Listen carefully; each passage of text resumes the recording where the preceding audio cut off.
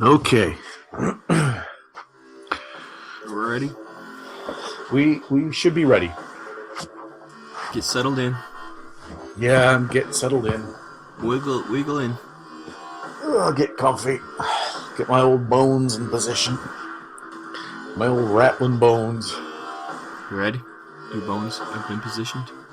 Yes. All the dust and dirt has settled on them, and the worms have been dislodged. Welcome to the Deadzone podcast. Deadzone is the sci-fi tabletop miniature skirmish game from Mantic Games. And now, here are your hosts Rob Harper and Jack Pike. I am your announcer, William Randolph Wintergreen.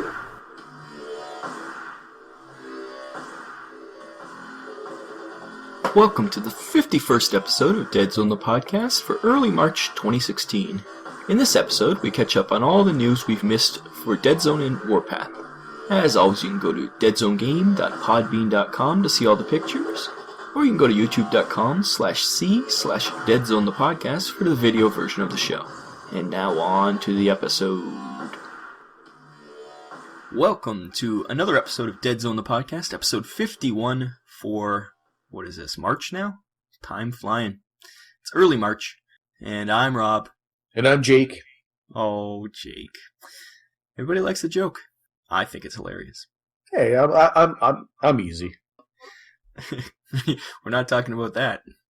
But anyways, over the last few episodes, we've had a coach-a-thon, and we haven't had much news or pictures, so this one's going to be all news and all pictures all the time. We've tons to talk about. A lot's been released. A lot of updates, and we'll talk about some Deadzone. How about that? Let's talk some Deadzone. The Redux, all the coaches with us, and we did a lot of what ifs and how abouts and what we wants, and the deadline's fast approaching. There's no more time for our tomfoolery. It's now we got some actual news. It's coming. Yes. We'll talk about Deadzone first, and then we'll talk about some Warpath news after that.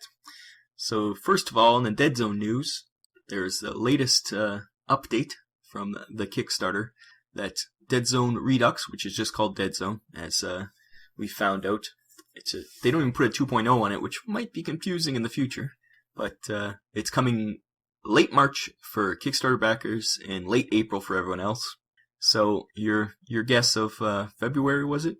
It was a little January. They said January. I said there's no way they would be they'd be off by any even a moment of time, and so yeah, I was incorrect. Only slightly, only 2 months incorrect. But yeah, yes. So hopefully we'll be getting this Kickstarter soon, and they've released a lot of pictures. The first is the promo shot they've taken of the battlefield, with the Forge Fathers and Enforcers in the book and the tokens, and you can see the command dice. And you get to see the cover of the book right there, too. It's some Enforcers fighting Forge Fathers. It's funny how, for Infestation, it was supposed to be... I guess that'll be on the Infestation, because there is going to be a separate book for Infestation that'll have the Pathfinders and the Veermen. But this one, they're really focusing on the Forge Fathers. I think Coach finally got through to them. His check must have cleared.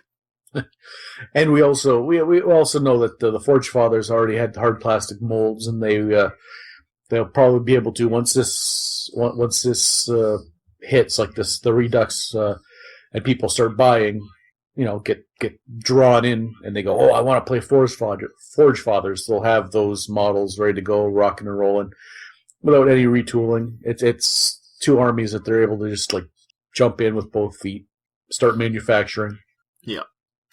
And I don't know if we've ever played Enforcers versus Forge Fathers. I wonder if it'll be a good fight. They seem pretty evenly matched. I don't think there would be a casualty on either side. Both so heavily armored, resilient. No, I think just the lifespan of the players themselves, mortality of the players as the years and decades move on, and without losing a single model. At least on the Forge Father, that's for sure. We've seen Enforcers die. I don't know if we've ever seen a Forge Father die. Yeah, I was being a little sarcastic. Only a little. facetious. And another picture we have here is of the Marauders. It's going to be a picture from the book. And there's the Goblin Sniper, and we got a Marauder Chief of some sort running in. He almost looks cool. The Goblin is not prancing. Perhaps that's just an error on their part. But other than that, I like that picture. It kind of has a Marauder, it shows a little flair. I even like the buildings in the background look like they were made out of the battle terrain, battle system. Yeah, the battles. Yeah, Deadzone, yeah. The windows and everything have that cross X's and yeah. Yeah, it obviously a little nice care touch was taken to make sure everything looked like the Mantic world. Yep, and it is a Marauder. They also released a lot of sample pages from the new book, which is nice. They say that it's into print right now, so we got some sample pages. I like the layout. I think it's nice and clean. How do you feel? Well, with the betas we were using, and even up until we just played this last weekend, and trying to use the layouts that they had in the betas, it was tough to make an army. It was tough to find anything. Obviously, because it was still just plug and play. They had just, hey, let's throw this here, let's throw that there. Now, obviously, we don't have a copy of the book at our disposal. That's above our pay grade. But these sample pages do look. It looks like they've gotten that. It's at that stage where it had to be. This is how it has to be. This is how it flows. This is pay. This goes to this. This goes to this for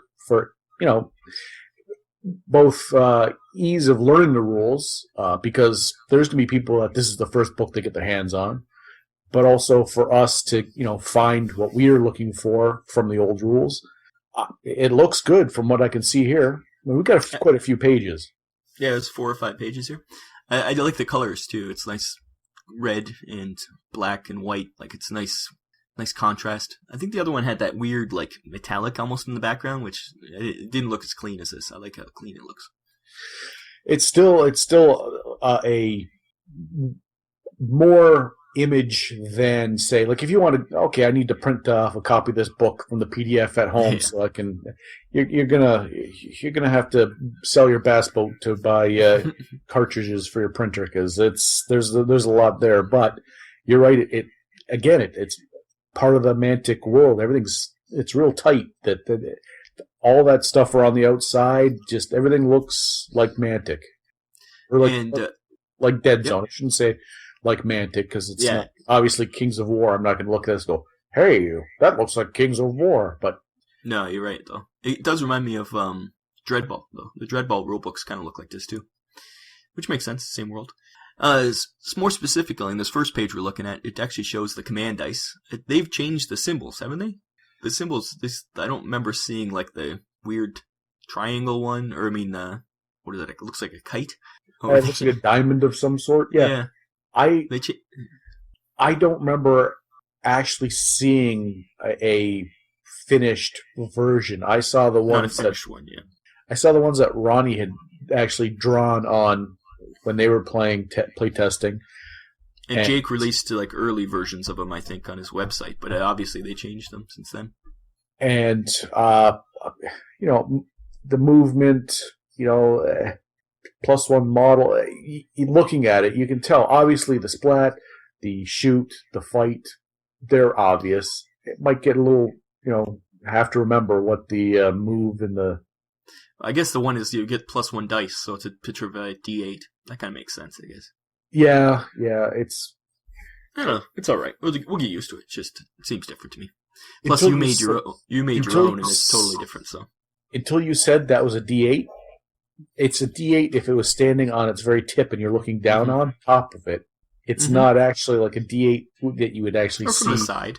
Yeah, it would never sit like this. Yeah, it can't sit. It would be sitting on its end. I didn't put 2 and 2 together that was supposed to be a D8. I just thought that was just the symbol for it. Whatever.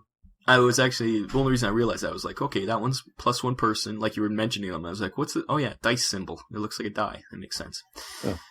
And the next page is army building, just a standard army building. Nice picture of a ship, a spaceship. And then here we come to the troop lists. You said you had something to say about the troop lists, how they laid them out. What do you think?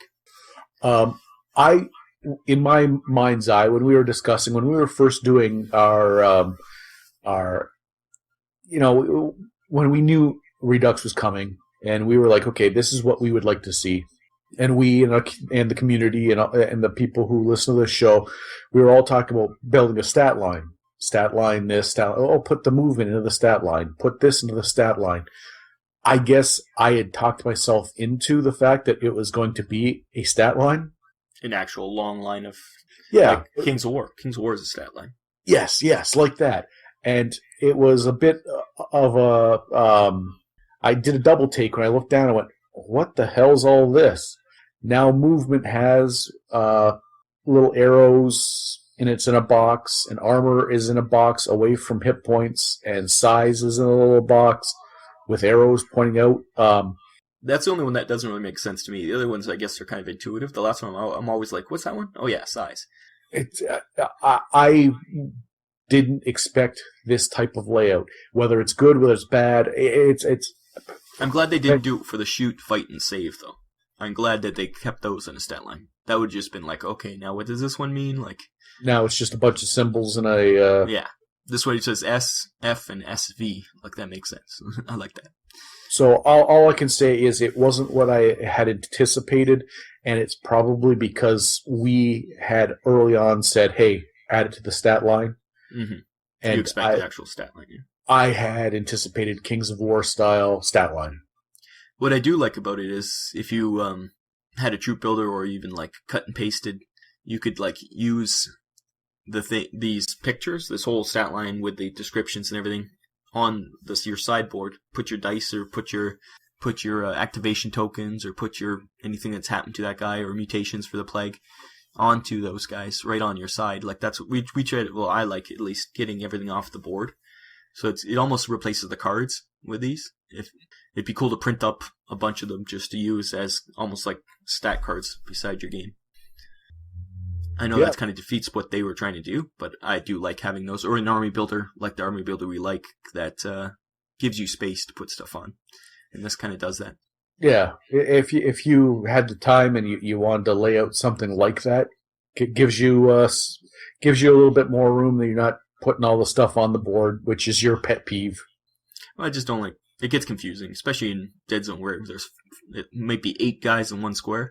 You're like, whose token was this? And like if you had like, I think, who was it? Is it Tyler Schulz from his page? Or no, maybe his coach. He puts circles on guys, and like that's much better when you can actually like use like, what is it, the elastics, those little elastics you can use or whatever. Anyway. Something, yeah. So that's the stat lines look good. And then lastly, there's a thing of campaign. Once again, we don't play campaigns. Not that we don't want to, but two-player campaigns don't make much sense to us, I don't think. We'd much rather have a narrative campaign maybe or something to play through, but... Yeah. In a perfect world, we would be part of a local community that had some sort of system where you could play and compete, see who gets, scoring and making a kind of a, I don't know, like a, what do they call it, like a tournament. Yeah. We don't have that ability here. So for us, again, a lot of hard work is put into it, and I'm sure for certain people, it's going to they're going to take their stuff, they're going to go down to the store, meet their buddies, but for us, there's plenty of meat and potatoes in this game that we don't need to really. One day we might, but it's not what I'm looking forward to. I'm looking to some other stuff. Yeah, it's about like keeping track of your guys and having persistent armies and stuff. Which in the early betas, the army building was that you build an army and then make a strike zone out of that. They've moved that to the campaigns, so that's not even part of the regular Deadzone anymore. So that's kind of cool too. That is good. That is good because it was one layer that it was a barrier to entry in just getting a game in, just a pickup game, just starting learning. It was one more thing that can I play yet? No, you got to build your army. Then you build your strike zone. Yeah. Okay, can I play yet? Now it's just you build your strike zone, you go in there and play. Good. And it's still, we know it's a little complicated, but we're getting used to it. We built some now. But an army builder, please, someone out there, make us an army builder, or update Battle Scribe, or that guy that made Jack's favorite one. Please come out of the woodwork. Show yourself. We need you. As you know, I did brute force the website, and I did get the guy's Twitter, and I don't have Twitter, so I couldn't contact him that way. And then I did find another page that had an email address, so I will be emailing him and saying, "Hey, buddy, I like your builder. I see you're good at building builders. Can you build a builder for Redux?" That's right. Well, hopefully he's getting Redux and he hasn't dropped out. Yeah. But I think my email and possibly other people have been using it. Hopefully, once it comes out, obviously he's going to be unable to have one ready for when right now. I don't think no one has all the point costs and everything set in stone, finalized. Yeah, outside of the Mantic community. So I don't. I'm not. I don't believe he's a wizard. So I'll wait a little bit, but I'm going to send him an email. And we'll move on to see some of the painted figures from the upcoming infestation. The first one's called Skyscraper. He's the flying orc. He's cool, but I don't know. He's an orc. He's very green. He's got that gas mask.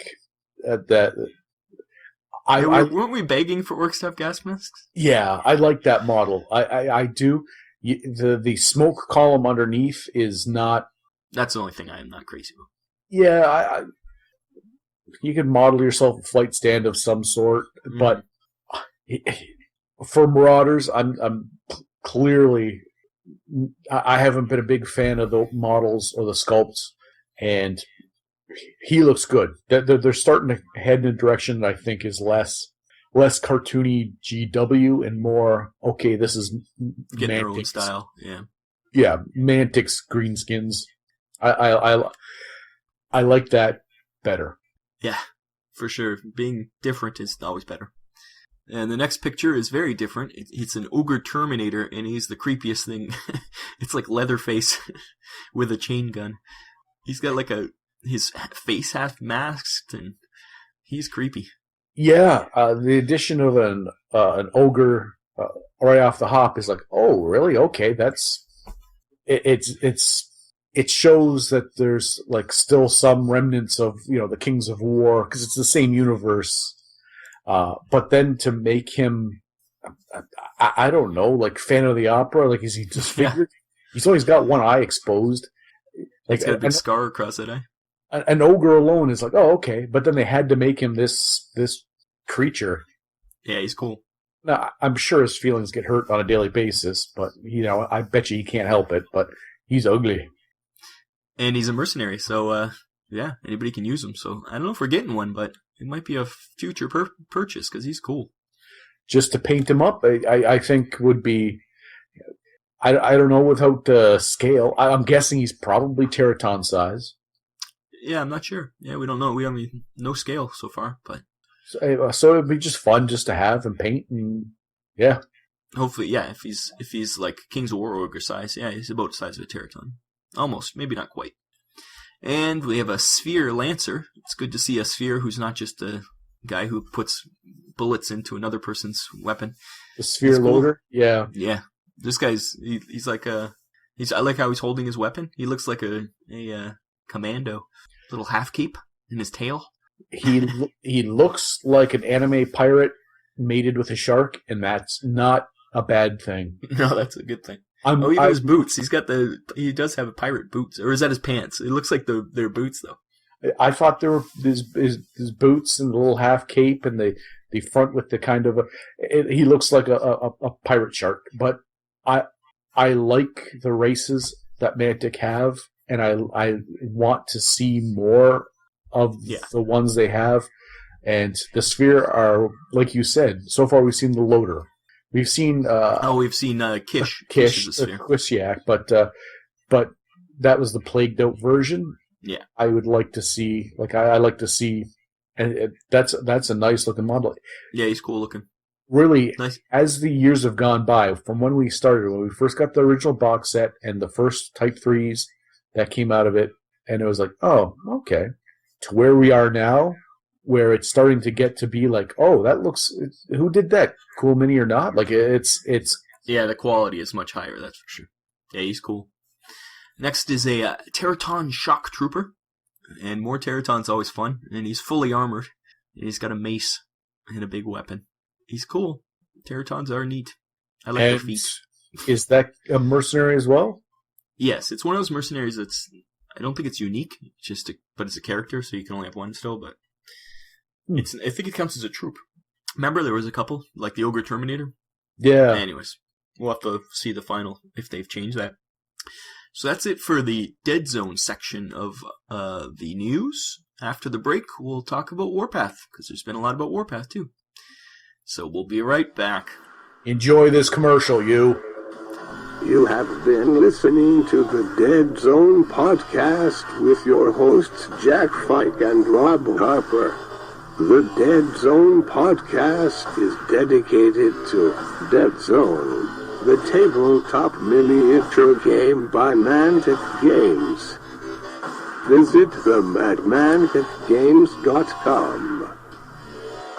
Hey, this is Pat Lewis, North American Community Manager for Mantic Games, and you are listening to Deadzone the podcast. And welcome back to the Deadzone podcast, number 51. And we just discussed the Deadzone Redux, and we're going to move on to some Warpath news. There's some new stuff for Warpath, and Rob, take it away. You know what really is irking me about our publicity we're getting on other shows? Is they always call it the Deadzone podcast because of you. It's Deadzone the podcast, people. Hey, if I'm Jake, the show can be the Deadzone podcast. First of all. Second of all, many years ago, you said, hey, I want to do a podcast about this game called Deadzone. You sent me all the information, told me make bumpers, make everything. And all of it said the Deadzone podcast. It wasn't until you made, I don't know if it was Twitter or what it was, and said, hey, it's called Deadzone the podcast. And I went, oh, well, too bad, because I already had an old man sitting here on a stool talking to an old mic, recording all kinds of nonsense, and I'm not having him back in here to do it again. Well, he has passed away, right? No, wishful thinking. Anyways. little too tsunami there. Warpath. In Warpath, the Pledge Manager now will close March 31st, so you still got a few weeks, and so that people can look at Firefight, because the beta has been released for Firefight, and they've also released lots of cool pictures. Here's a picture of the Veermen attacking the Plague, which, once again, an interesting mix-up. Like, it's a nice fight. The Plague versus Veermen.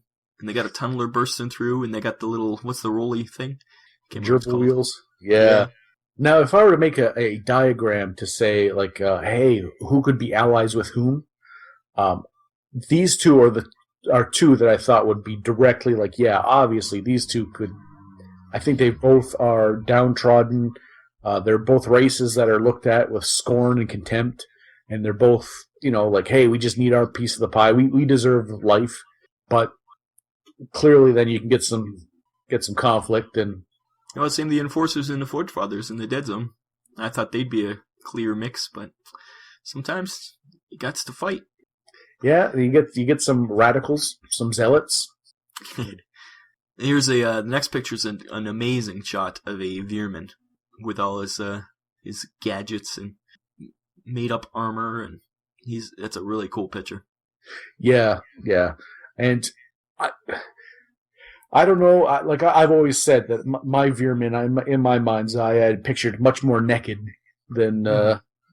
But this guy clearly, like, some of them would be looking like this guy, and he seems to be like the epitome of the, like, he looks like a tinkerer or something. Yeah, Veerman engineer of some sort. Yeah, almost a steampunk engineer type, but yeah, it's concept art, and clearly it's the aesthetic that they went with their paint jobs for their models.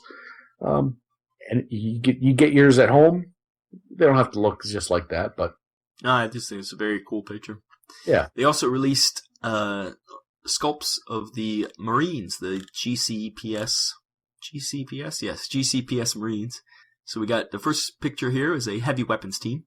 So we got. And this is what I wanted when I saw this. This is what I wanted to talk to you most about when we this for Deadzone. Obviously, the stats have to come over. Yeah, hopefully they put out. So far, they've never put GCPS into Deadzone, but hopefully it'll happen.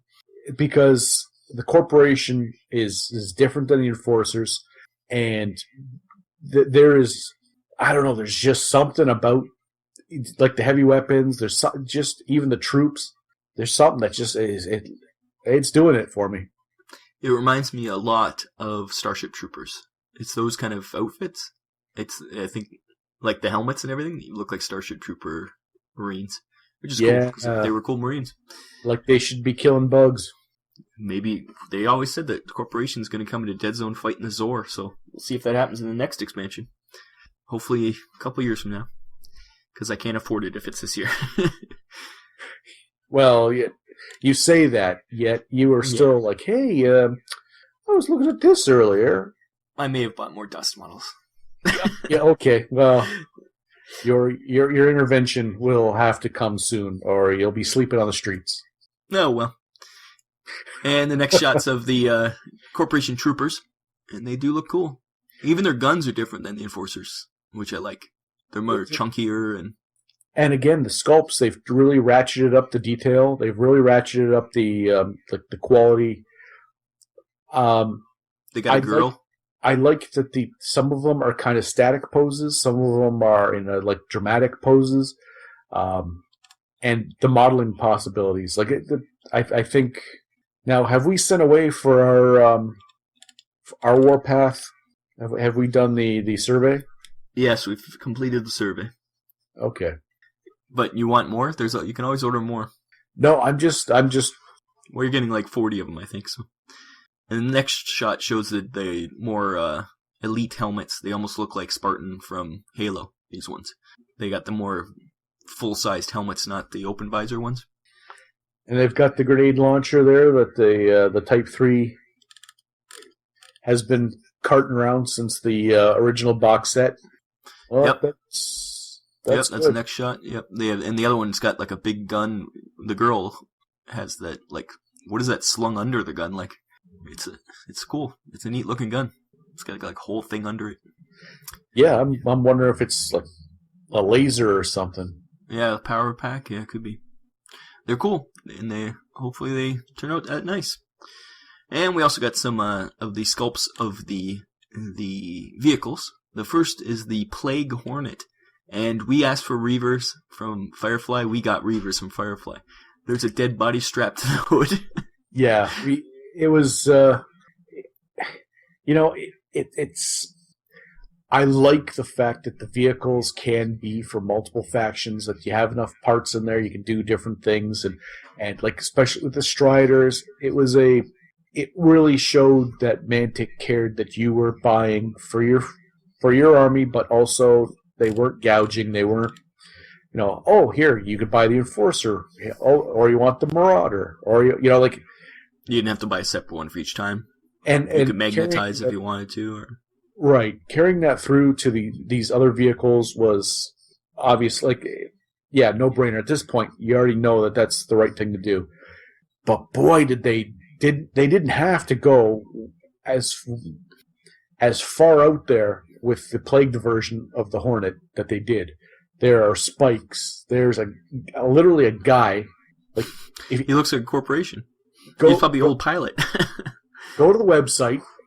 Go to our website and take a gander at the picture of the guy. He is literally strapped to the nose of this thing, pinioned between two. It looks like just jagged hunks of metal. Yeah.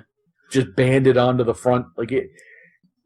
they could have went with, there's a little different cockpit. Here's a different wing section with some battle damage, and there's a plague insignia you stick on the side. Okay, that's fine. No, that's good. That's the way to do it. This was above and beyond. And I do like how they show in the next picture the red parts or the plague parts.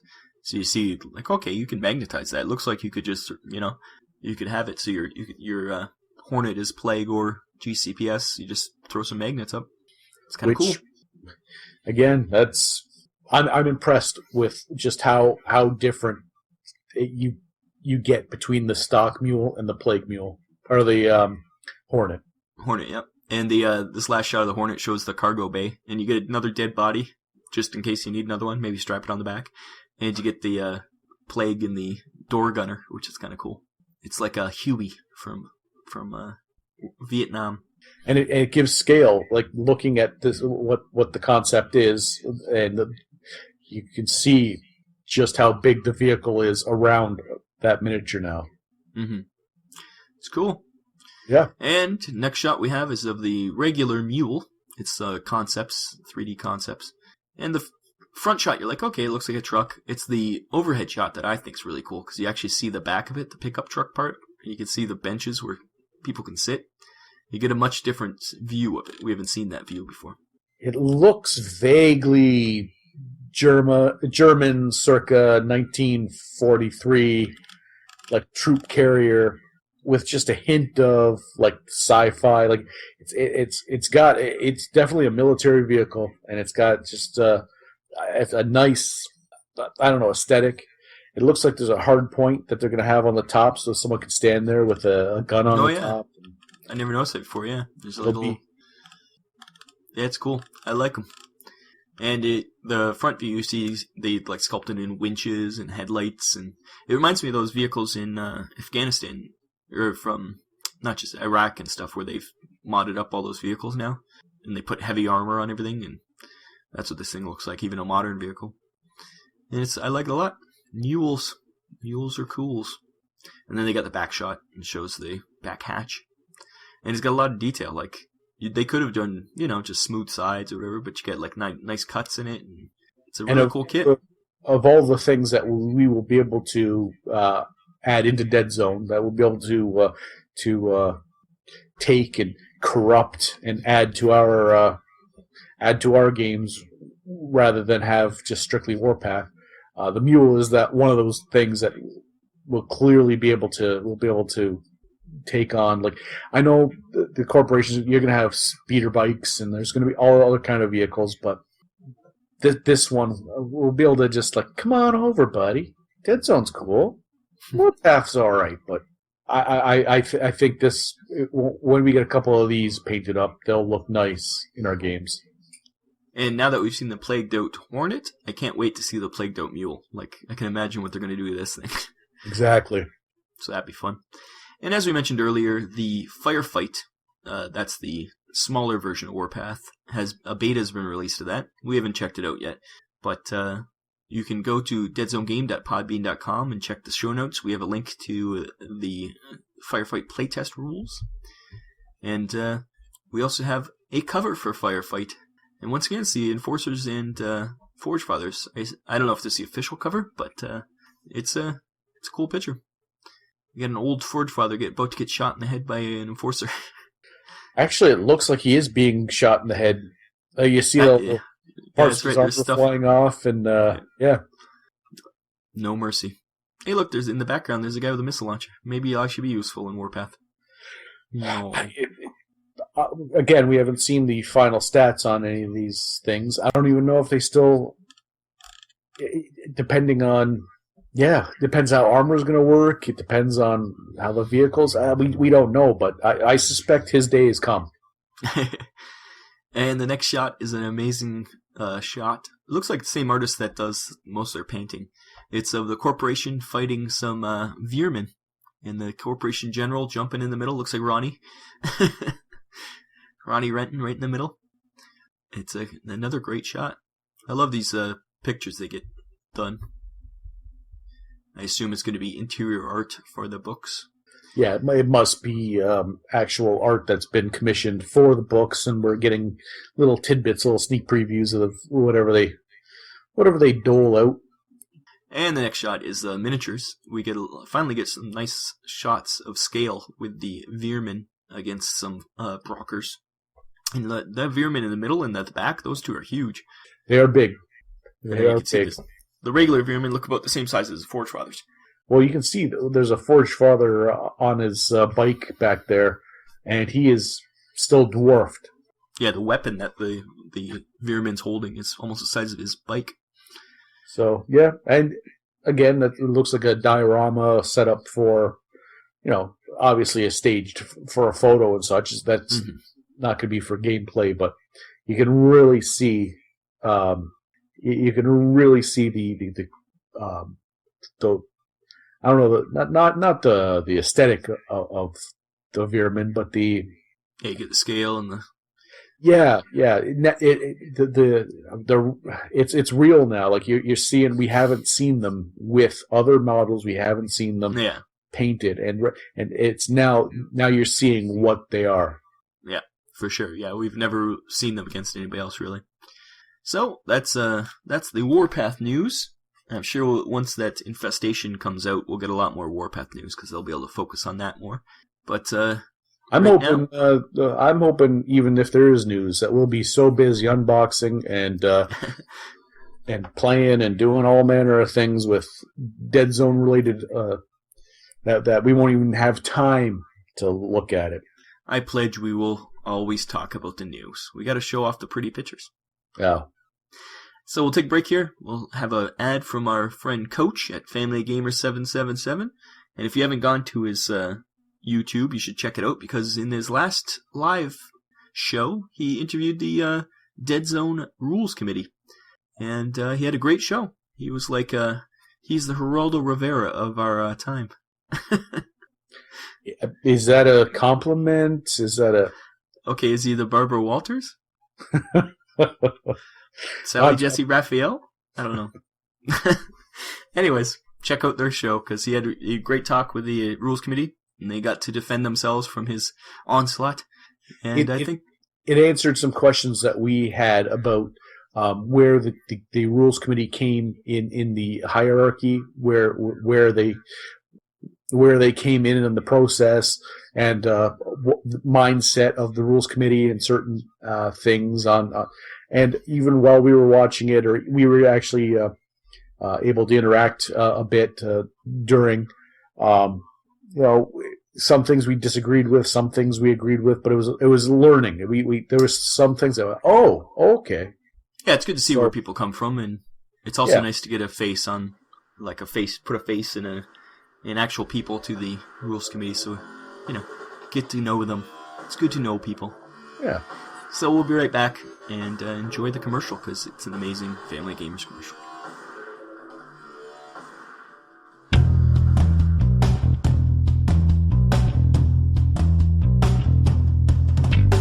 FOG Andrew and the Coach here, and we would like to tell you about our YouTube channel, Family of Gamers 777. Family of Gamers covers the hobby from topics like airbrushing, painting, building, converting, unboxings, interviews, and much, much more. We go over in-depth tactics and battle reports of games like Deadzone, Warhammer 40k, X-Wing, Kings of War, and Wild West Exodus. So go over to Family of Gamers 777 on YouTube and become part of the family.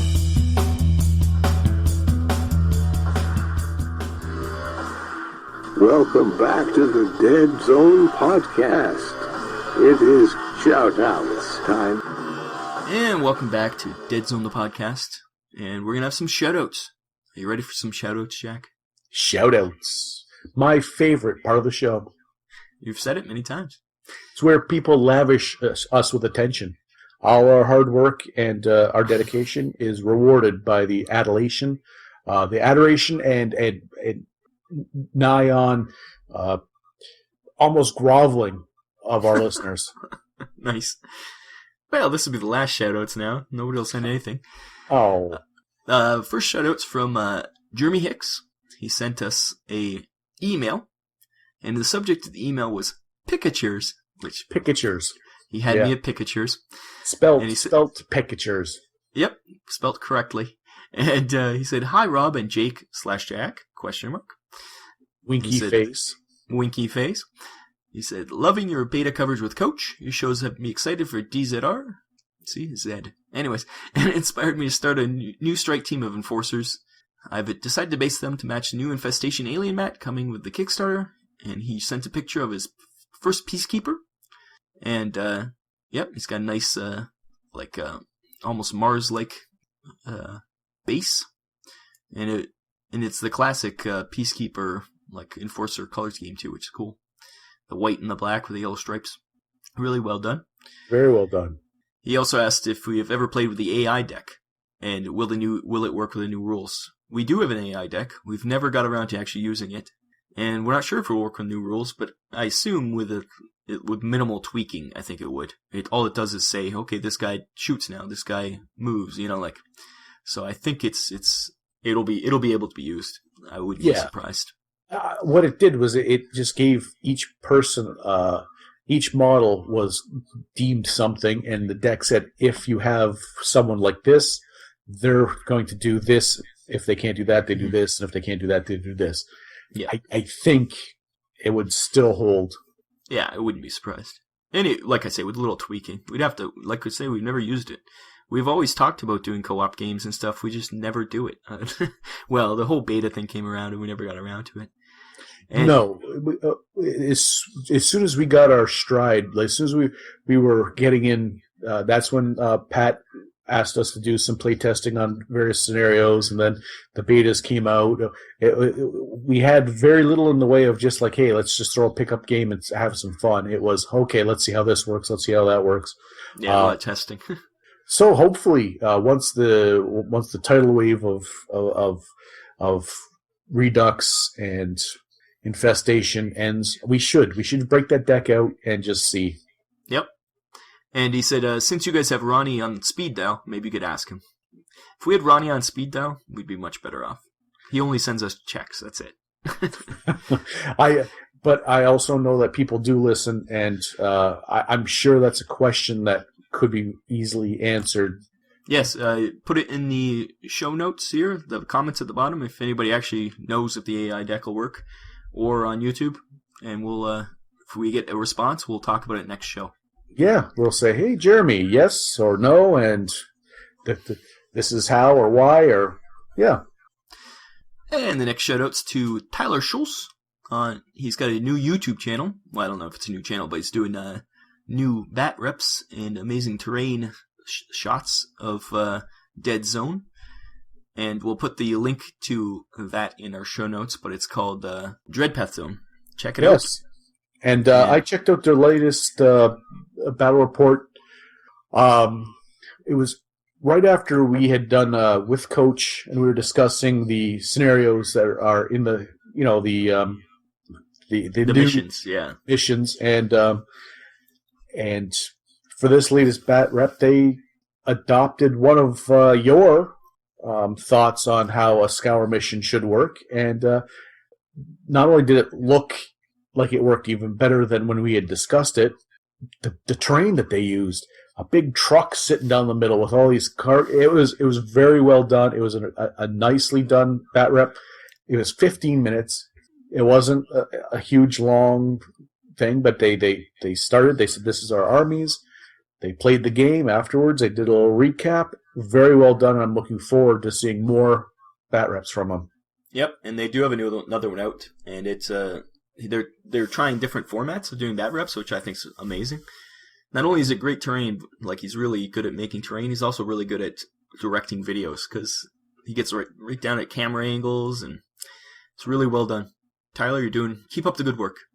Yeah, and just I was impressed on the one I saw, and practice makes perfect. Keep doing it. Editor's note: happy belated birthday, Tyler. And our last shoutout is to Douglas Thoin. Thoin? I don't know how to pronounce his last name, but I assume it's something like that. It's at Douglas Thoin on Twitter, and he played some DZR. And once again, he sent us a picture, so you can go check that out. once again, an amazing looking board. He's got like craters and amazing colors and like tank traps. I like the tank traps. Yeah, and it's not just the Deadzone. It's not just Deadzone terrain. He's got all kinds of stuff in there. Just very nice. Yep. And he's even got like a road that he's put down the middle on top of the board that he's done the grid on. It's cool. Kind of just gives a like breaks it up. You put 2 mats and have that down the nice. Cover the seam. Yeah, that's a good idea actually. It's very cool. And not only does he have not only Douglas is your last name, the name of a dwarf from a Tolkien novel, but clearly you have spent a lot of time and energy on your terrain, and it is fantastic. The paint job on all that stuff. Yep, nice and dirty. That's seeing that. That's a pleasure to play on stuff like that. Yeah, just seeing all these people's terrains, that really, really gets me going. And if anybody else wants to send stuff in, please do email us at deadzonepodcast@gmail.com or hit us up on Facebook or Twitter. And it's looking good. Yes, thank you. We like hearing from you, and we appreciate it. And thanks. And next segment will be our stuff. Have you done anything, Jack? Not a damn thing. You did paint a lot of Kings of War stuff again, but for Deadzone, the only thing I did is for the Crazies boxes this year, we got some more terrain. So I decided to steal Heretic 30K's design that I showed before, and I made a gate, like a fortified gate for our board. And I've just actually primed it black. These pictures are unprimed, but yeah, it's a great design, so I did it. What I did find, though, is very interesting. I used crazy glue. I sprayed Zip Kicker on it. That terrain became super brittle. I don't know if it had anything to do with it, but all of a sudden things would snap. I was like, this is weird. So be warned, people. Super glue and Zip Kicker, I think with the Battlezone terrain, it creates some kind of weird chemical reaction, because no way that stuff should have been so brittle. And remember, that's what happened with the one wall piece I put together. Remember, it shattered in like weird spots? And I used Zip Kicker in that one too. Still continues to be brittle, and we thought that was a fluke on that particular, like, oh, okay, just it is plastic from China. I don't want to be like that, but we just chalked it up to, okay. Cheap plastic but no, it might be Zip Kicker. I sprayed it on there, and all of a sudden shatter. So just be warned, people. I break things so that you can not use it. But it doesn't do it on like models. It's only on the hard plastic, which also might be for the vehicles. We got to make sure we don't do it for those vehicles too. So. I'm a patient person. I don't need to kick any zips. I just get some glue, put it on there, hold it. I'm not Johnny Rush a lot. I am Johnny Rush a lot. I know you got about $700 worth of models lined up after the one you're working on. Me, I'm just like, yeah, well, enjoy. So that's our stuff. And we'll take another break. And we're going to have come back, and we'll have a bit of a battle report. We'll talk about our half a battle report we did before we were interrupted by Coach's live stream. We'll discuss that. We did have all the intentions, the best intentions to do a battle report, and then time was on our side. But after this ad, you can hear all about our zany, wacky adventures. Countercharge. Countercharge is the first podcast totally dedicated to the game Kings of War. Join your hosts Andrew, Mark, and Rob as they delve into the world of Mantica and bring you in-depth coverage of all things Kings of War. You can find us on iTunes and at ohiohammer.com, a proud member of the Ohio Hammer network of podcasts. Hey, this is Jack from the Deadzone Podcast, and you've been listening to the Deadzone Podcast. With Jack from the Deadzone Podcast.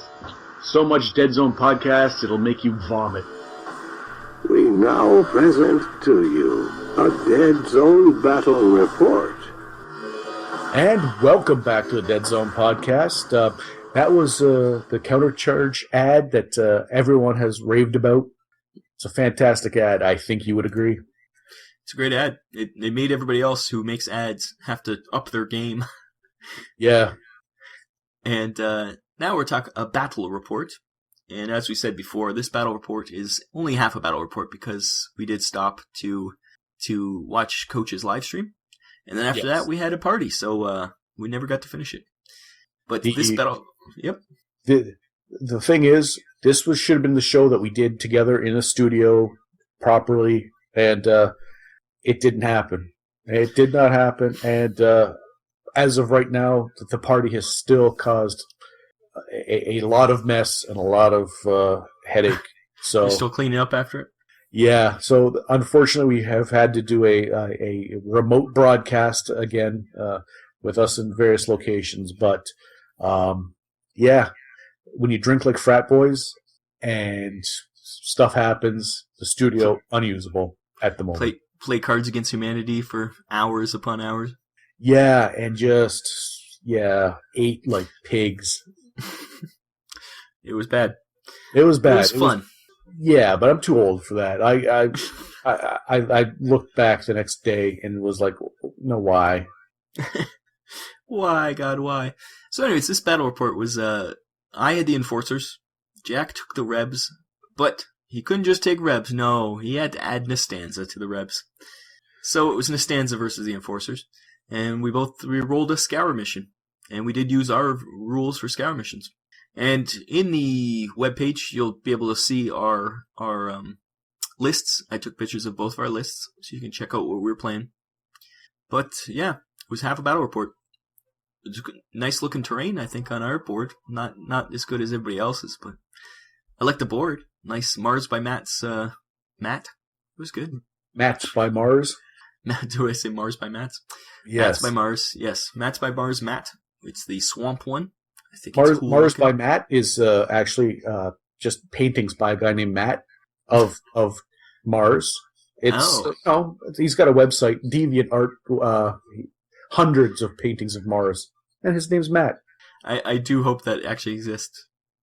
If it doesn't, Jack will have to make it. I don't have the time or energy, but anyways, yeah, that's what happened. Was I was trying to familiarize myself with building army lists, and just the layout and the way everything was, and everything was in the beta form. It was tough, so I was just trying to learn and see what I could do. And basically, Rob said, "Hey, we got some time. I'll come over. We'll get a game in." I said, "Okay." Well, the next day, I still had some of a Rebs list up. I had to throw in something to get the points up, and I chose a mercenary. And really, I think we were just getting into the meat potatoes of the game. Like, we were just really starting to get into where it was getting good. Boy, that fire looks good in those pictures. I just got distracted by your own fire, our own craftsmanship. But anyways, yes, burning buildings aside. So yeah, I went with a Rebs army, and Rob had an Enforcers team that, for some, I now suspect is a list that perhaps Coach had told him to take a gander at. I have my suspicions. Yes, Coach definitely helped me out with that list. Unfortunately, we never got to see what would happen. Well, what we did see is Nastanza just kill anyone she could see, so it was just me cowering. It's almost the exact same thing that happened when I took Nastanza. This time it was Enforcers. When you took Nastanza, you literally just walked her forward and killed. Yeah, but you just throwing grenades, and you usually have a sniper anyways, so you were okay. Ho hum. This is the first time I'd had a sniper, and well, Nastanza's just overpowered. Even your other sniper I'm fine with her, even if she is better than the Enforcer sniper. But she was fine. She did kill someone, I think, which is I'm okay with that. It's just Nastanza. It's that 3+ shoot, and she gets like 8 dice. Like, it's tough. And she got to high ground right away and just controlled the whole mat. We were still playing, and there was a chance that I could have ganged up and killed her, but it wasn't looking good. She had already killed, like, out of 20 points. We were playing 200-point army. Out of the 20 points you needed to win, she had already killed like 13 points worth of people. So it wouldn't have lasted much longer, probably. And you were so butthurt that the first thing you did was when we started watching the live feed with Coach is write down, well, I'm playing a game and the stands is OP. And I'm like, we have all these other questions we could ask. We could be productive. We could be, we could bring some of our concerns, the stands are so overpowered. What are you going to do right now so that I can make Jack stop That's playing? not what I said. What I said was if they were they going to fix the mercs, and they said that in the future they're going to put out a book to fix the mercs, so that's good. Yeah. They just ran out of time to fix them now, which I'm fine with. I just, it's good that you took her just to see how overpowered she is. But back to the actual match, we actually used dry erase markers on the Mats by Mars, since it is that vinyl. You could use dry erase, and we marked off our cache. We were going to put our weapon cache where you had to bring back the stuff using our rules. And we marked them on the board with X's. That was kind of cool. Yep. And I think it was going good. Again, I've been trying to... both Rob and I have been working on molding and modeling and making... hopefully we could make tokens or something in the future or make markers for that. But an X on the mat, it rubbed right off. Yeah. That's why those mats are nice. It's a nice looking mat. Even looking at the pictures, it's good quality mat. And really, the match was just pretty much just snipers killing people, and my guys trying to sneak around because I had to infiltrate as my secret mission. So my guys are going to sneak out and with all their points. And Jack's secret mission was this scouring didn't matter, I think. Yeah, I had to get the intel was worth 5. Everything else was worth 0. So. And the only thing I thought was really funny that whole match was when you threw the smoke grenade and it bounced off a wall and landed right on your own guys. That was kind of funny. Yeah. I did chuckle at that.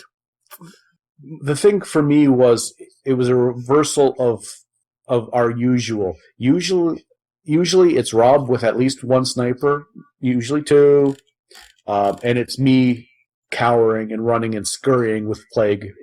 And this... to have the shoe on the other foot was interesting. It was nice. It's nice to play different styles, and it's nice to play. And I had my Rob pants on. Yeah, if it was just a regular sniper though, I'd have been fine. It was a stanza. Man, your sphincter's still puffy and sore. You got She's too powerful. You got some a tube of something to apply or something. The other sniper was fine. She killed things too, but at least she had she had like a 5+ shoot or something like that, which is fine. The best part was you popped out your sniper first thing and you whiffed. Yeah, I did whiff. I jumped up my sniper with a move to try to shoot Nastanza very first round, and it just I missed. And I rolled like 1 hit and killed him. And after that, the anger, you were demoralized. Well, just anything that showed its face to her, except for my leader. You shot like through a building. My leader was hiding, and you happened to see him through a window, through like there was a stairwell. You saw him, and you shot him, and he's the only one who survived a shot from her. Yeah, we can open up, pull the curtain back a little bit, and reveal that there were things that did survive. Nastanza was nice. Round 1, she was up on a building and got the extra dice for that. And I had people there with her as support. It was a very fortuitous start to the game for me. But really, the rest of my forces were all troopers. Yeah, pretty much. They weren't able to do anything, so it was basically an even match because I took her. I literally lined up 5 Yindage. Yeah, but they were just 1 Yindage. Human, and tried to shoot 1 Enforcer. And they all stood there and fired from his armor, elevated positions. And every time his armor would save him. Yep. If you were still able to aim in this version, I still don't think I could have killed any of your guys. Without Nastanza, it would have been a cakewalk for you. It was a game. I don't think so, because those points you used for Nastanza, you could put another sniper in there or something. Because your sniper did fine. I also didn't know what your mission was. If your mission was to like scour, it might have been a lot better. But we did our mission. We did the strike force before we knew the mission, and you ended up with you had to kill things, and you had not very killy list. Like your guys were all just quick. You had all Yindish, so they're super quick. They could have grabbed stuff and ran away with it. You would have won probably. But you got the mission that said that's not worth anything. So you really got the exact opposite mission to what you wanted. And Yeah, and with I did find the intel, and not to bury the lead, but I did have a Yindish flub a throw of a smoke grenade that was going to allow me to move all my guys into the middle of the mat and grab stuff. And it ended up falling into the interior of all my guys uselessly away from. And fortunately, one of my Yindish found the intel was heading back at the same time you were heading towards. It was a game. You would have still kept going, and something might have changed for sure. And you never did shoot at Nastanza never shot at one of the Peacekeepers. I think they would have had a lot more chance of surviving. So, I don't know. We never did finish it, so we can't say what would happen. You did have a lot of points, and you probably would end up winning anyways, but... Maybe. Weren't you getting extra points for killing specialists or something like that? No, but I think I had killed 4 of your guys, but I already had one intel in my hand that was 1 square away from my cache. That's worth 5 points. And I had scattered guys all hell's half acres. If there was another intel on that board, I was going to find it. Yeah, it was pretty good. I didn't find it. The Sands is just whoever uses her, it's just overpowered. That's all it is. It doesn't matter. Like she dominates the game, and that is kind of disappointing. I think she's the only merc that does that, though. We never really experimented with anybody else, but she seems like the only one that really dominates games. Have you had to be sitting on like a donut-shaped pillow for the last 3 days? Like, is that? Have you been able to like just? Are you trying to say she's not overpowered? I'm just trying to say that this was basically one of our games with the rules reversed. First of all, my sniper is heavy. Do I have to argue this? My sniper is heavy. He can't move and shoot. She can. She's got an energy shield. She shoots on 3+. Like, she's so much better than an Enforcer sniper. So much better. So, that's the difference. Your other snipers was probably equal to Enforcer sniper, which is fine. I just think, I don't mind snipers. It's Nastanza I have a problem with. So there you go. Do you have anything to defend yourself? Oh, I don't think I need to. I was just asking. I was concerned about the medical situation in your posterior region. You feel the same way when you get beaten by Nastanza. Anyways, that's the show. I'm done. That's the end of the show. Forever now. We'll be back next week. Actually, we have a special guest next week. I won't ruin the surprise, but it's not Coach. There you go. No. It is there is a special guest going to appear in the. We're going to record next week sometime, so hopefully within not too long after that, we'll be able to you'll be able to hear who it is. It's secret. And in the meantime, go to cafepress.ca/Deadzone podcast. We got a lot of shirt designs on there. We have some submissions from our fans, and please go check that out. Wear the shirts because they're cool. And also go to falleninfantry.wordpress.com. I haven't put anything up lately because I haven't bought anything. Or nothing's come. I've bought a lot of stuff. Nothing's actually showed up yet. And we'll see. Pretty soon there'll be a lot because I'll put Infestation up there eventually. And we also have some other things supposedly coming Kickstarter-wise. So we'll see if they show up. Other than that, I think that's the show. Anything else to add, Jack? Just everyone be kind to each other. That's right. Don't use Nastanza. No. Bye-bye. Bye-bye. Thank you for listening to the Deadzone podcast. I have been your announcer, William Randolph Wintergreen. Visit the website, deadzonegame.podbean.com. Email your hosts at deadzonepodcast@gmail.com.